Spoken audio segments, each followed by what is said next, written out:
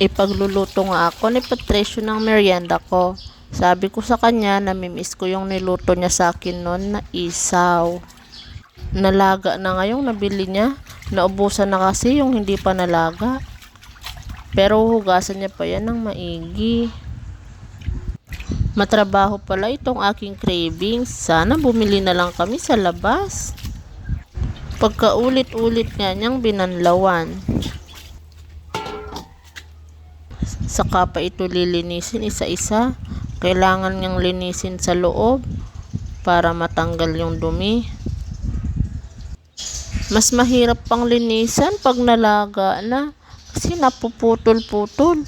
Buti pa sana yung hindi pa nalaga kasi dire-diretso lang, hindi siya mapuputol.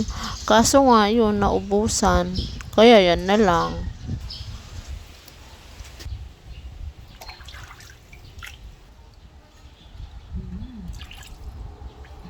Parang uod.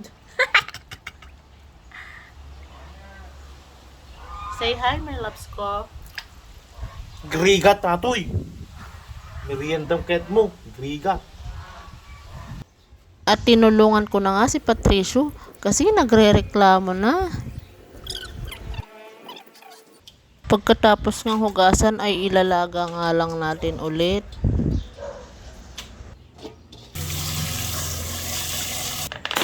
Asin, tansyameter. Tansyameter. Tansyameter.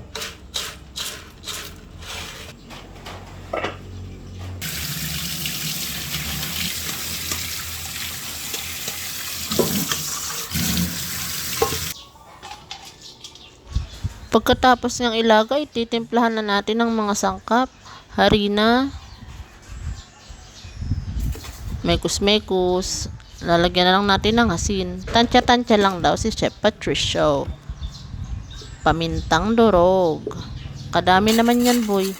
Mekus-mekus. Simulan na ang pagpiprito.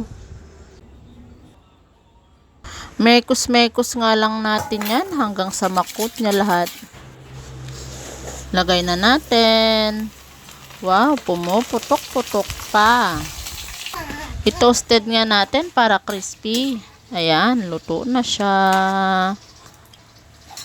At ready na ang ating, meron pa tayong pasika.